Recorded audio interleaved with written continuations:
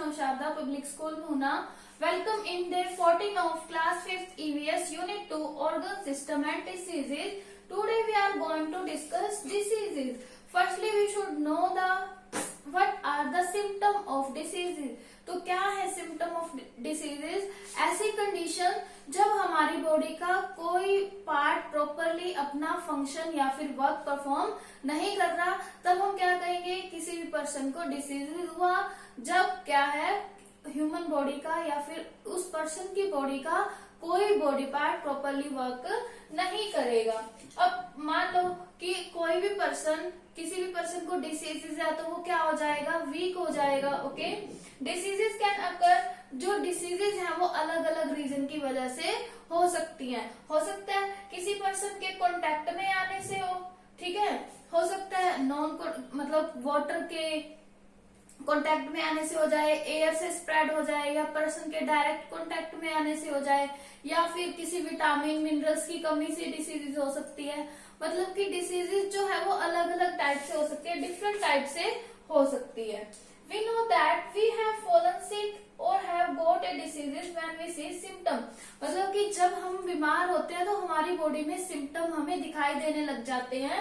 अब symptom are sign that have fallen sick, मतलब symptom जो है ऐसे साइन है जिसकी वजह से जो पर्सन है वो बीमार पड़ जाता है। अब एग्जाम्पल है, अगर किसी भी पर्सन को कोल्ड हो गया तो क्या होगा? मतलब हमारी नोज जो है वो फ्लो होने लग जाएगी, रनी हो जाएगी। कफ है तो बार बार हमारे गले से मतलब कफिंग होती रहेगी। ओके, तो these are the symptom. Next we see what are the type of diseases. अब डिसीजेज के टाइप भी दो टाइप के होते हैं। कौन कौन से? Communicable and non communicable. Diseases जो है वो दो टाइप की होती हैं, कम्युनिकेबल एंड नॉन कम्युनिकेबल। अब दोनों देखते हैं कि दोनों डिसीजेज कौन सी होती हैं। कम्युनिकेबल डिसीजेज वो होती हैं जो किसी दूसरे पर्सन के डायरेक्ट कांटेक्ट में आने से फैलती हैं, ठीक है, मतलब कि जो डायरेक्ट कांटेक्ट में आने से फैलती हैं उन्हें हम क्या बोलते हैं?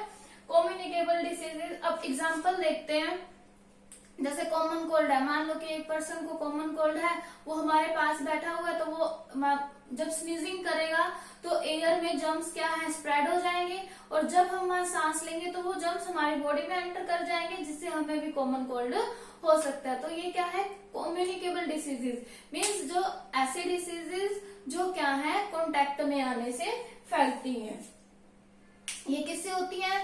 छोटे छोटे ऑर्गेनिज्म से या फिर जर्म्स से, या क्या बोल सकते हैं माइक्रो ऑर्गेनिज्म से स्प्रेड होती है communicable diseases. Next we see non communicable diseases. अब नॉन कम्युनिकेबल डिसीजेज क्या है?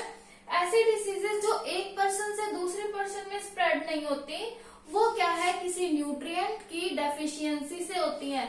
अभी स्टार्टिंग में बताया था, या विटामिन की डेफिशिएंसी से हो सकती है, या मिनरल की डेफिशिएंसी से हो सकती है, ठीक है। अगर हमारी बॉडी में किसी विटामिन की डेफिशिएंसी हो गई, मिनरल की डेफिशिएंसी हो गई, या किसी भी चीज की डेफिशिएंसी हो गई, तो हमारी बॉडी का कोई ऐसा पार्ट होगा जो प्रॉपरली वर्क नहीं करेगा। तो ऐसी जो डिसीजेज है उसे हम क्या बोलेंगे? नॉन कम्युनिकेबल मीन्स जो एक दूसरे पर्सन के कांटेक्ट में आने से स्प्रेड नहीं होती, जो कैसे स्प्रेड होंगी? किसी विटामिन या मिनरल की कमी से। तो इन्हें हम डेफिशिएंसी डिसीजेज भी बोलते हैं। Deficiency means non communicable diseases are also called deficiency diseases.